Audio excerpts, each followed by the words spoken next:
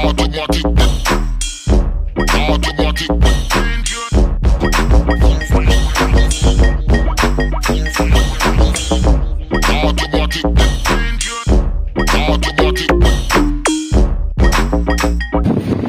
mga boss, magandang araw ulit. Welcome ulit sa ating maliit channel. Ngayong araw, meron tayong kliyente, Nissan na Super Saloon. Ang problema, pumuputok yung fuse ng kanyang AC. So, pagka pumuputok yun, may tendency na may grounded. Na-check na nung may-ari at nagpapalit naman sila ng fuse, pumuputok talaga yung fuse na nilalagay nila. So, ngayon, dinala sa atin, i-check naman natin kung talagang saan nanggaling yung problema ng kanilang AC. So, check ko nga yung relay, umiinit na yung relay niya pagka nilagyan ng fuse na mataas na amperahe. So, ang isang pag-check ng halimbawa sa magnetic clutch, ang problema ng grounded, so pwede nyo kuhain itong supply ng papuntang magnetic clutch na wire. Ito yung supply niya eh. So pinutol ko na to kanina dahil tinrace ko na to, pinakita ko dun sa may-ari at yun nga, nakita niya na talaga masyadong malakas yung grounded. Ilagay nyo lang sa positive itong wire o kaya yung test light na gamit nyo. Kasi yung test light na gamit ko, meron akong live na nakadirekta. So pagka tinesting ko yan dito, yung medyo mahina pa na grounded, kinakaya pa ng medyo mataas na amperahe na fuse. So, kung ang halimbawa standard na nakalagay, original, mga 15 ampere, pagka nilagyan mo ng mga 25 o 20, medyo kinakaya pag mahina pa yung grounded ng magnetic. Pero pagka pumuputok na sa 25-30 ampere, masyadong malakas na. Ito nga, ito yung kaya na niyang paputukin yung isang wire o kaya niya nang pagbagahin at kahit yung tatlo o ilang hibla kaya na niya magbaga. Yan o. So talagang masyadong malakas na yung grounded ng magnetic. Kaya in-advise ko na sa kanya na pull out para mapalitan ng panibagong magnetic clutch. So yun, binababa na namin para ma-check namin. So i-check ko rin kung baka may problema sa pulley o baka nag-stack up din yung pulley niya kaya siguro nasunog si magnetic. Malalaman namin yung pagbibaba namin. Okay?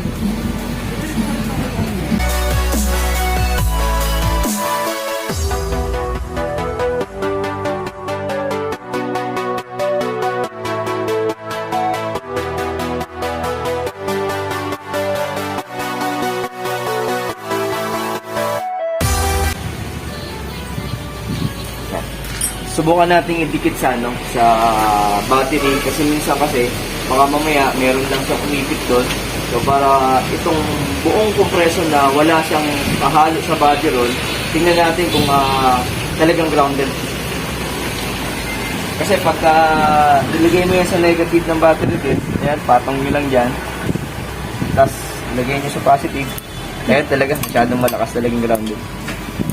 Pumipitik si kompreso, si magnetic, pero grounded talaga. Ayan, yun. Ayan, nagbabaga. So, talagang hindi siya nanggaling sa wala siyang gas-gas sa body. So, diretso talaga sa magnetic lang yung problem. Okay.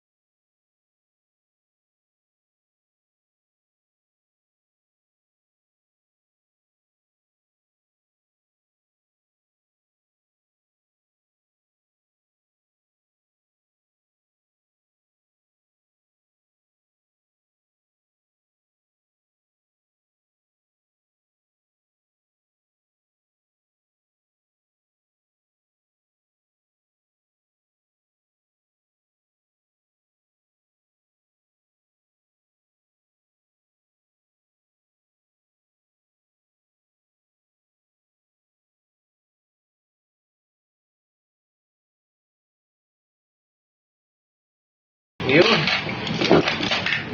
Okay. Siguro dahil sobrang luma na nitong magnetic clutch, kaya talagang nag-grounded na siya. Minsan siguro pag nababaha din, pumapasok yung tubig, nabababad yung tubig dito kay magnetic wire, tapos mag-i-engage si kuryente, mga grounded talaga. So ito yung magnetic na kailangan natin palitan.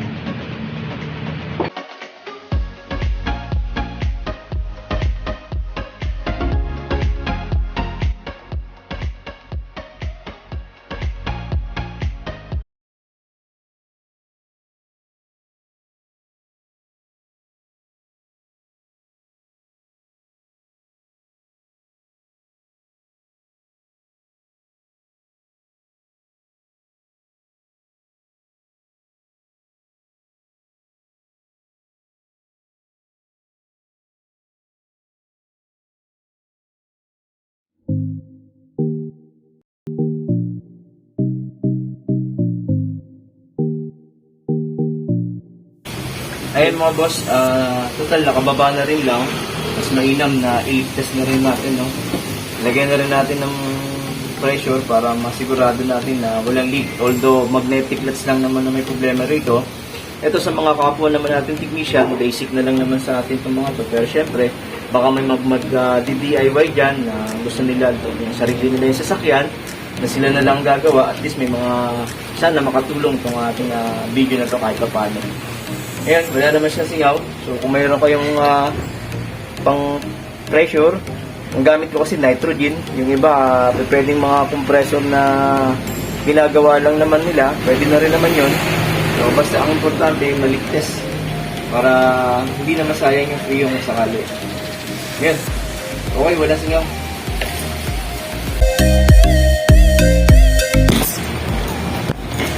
Nakuha na rin natin yung panibagong magnetic clutch. So, eto, kung mapapansin natin yung mga labi niya, silyado. So, medyo, kumbaga sa sariwa pa to. Putok na kasi dun sa kanya eh.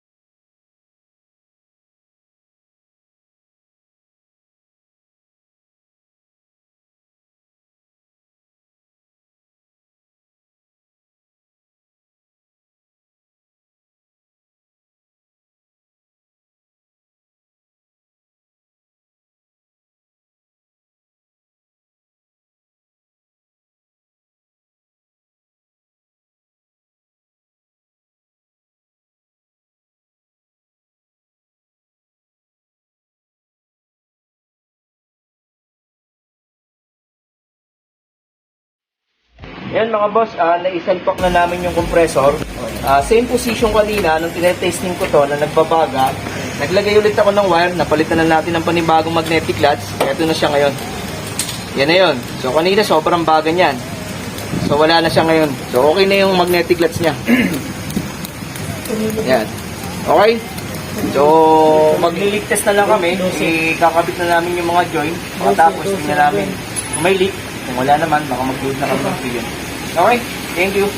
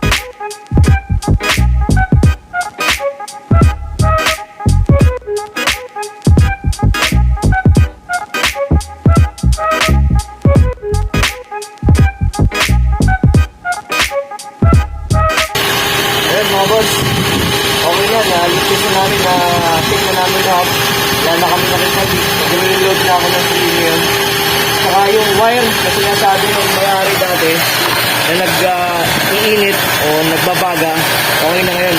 Normal na yung temperature ng wire niya. Kaya naman siyang init. Ito yung relay na malapit lang masunog dahil sobrang grounded ng magnetic flux. Yung reading, okay naman yung reading ng gauge. Yung compressor, so maganda pa yung bomba. Pwede pa. Nasa 35 PSI lang eh. Low side. So okay pa to. Ayun. Ayun mga boss, okay naman yung lamig niya. Napansin ko lang, hindi siya nag-automatic. Sisilipin ko na rin yung thermostat niya. Kasi baka isa sa mga indikasyon yung pagkasira ni magnetic dahil hindi na rin siya nag-automatic. So pagka hindi rin namamahinga yung compressor, so pwedeng mapersa rin sa magnetic latch. So isa yun sa mga pwedeng dahilan kung bakit hindi rin siya bibigay.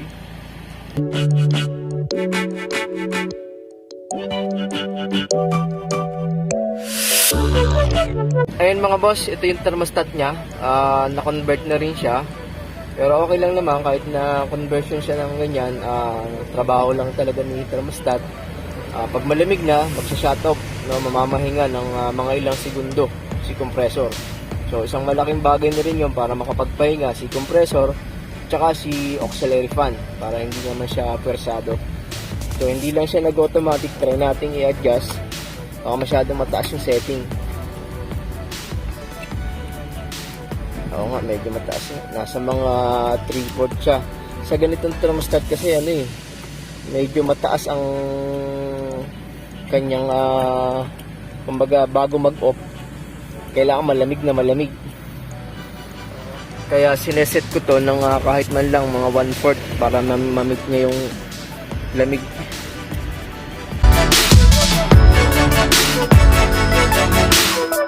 Okay, na-check ko na yung setting ng thermostat, may adjust ko na. Normal na yung kanyang automatic para sa akin.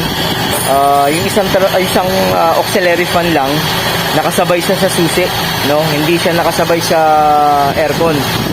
Na pagka nag-automatic yung compressor, dapat mag-go-off din yung auxiliary fan. So ito hindi.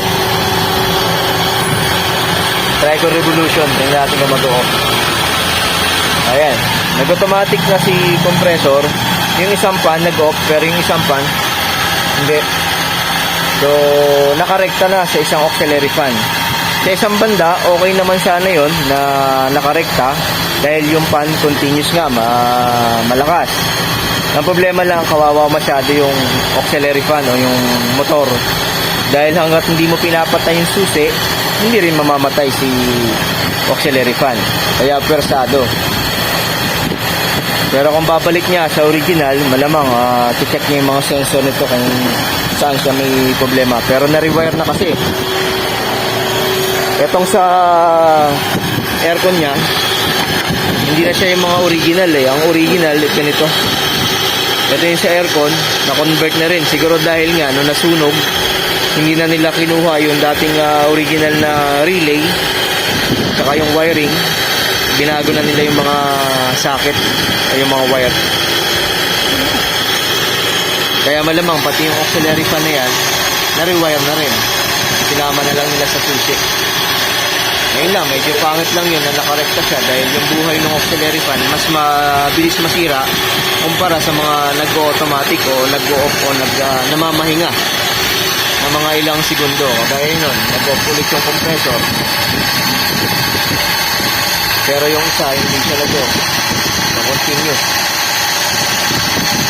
Kawawa lang si auxiliary fan.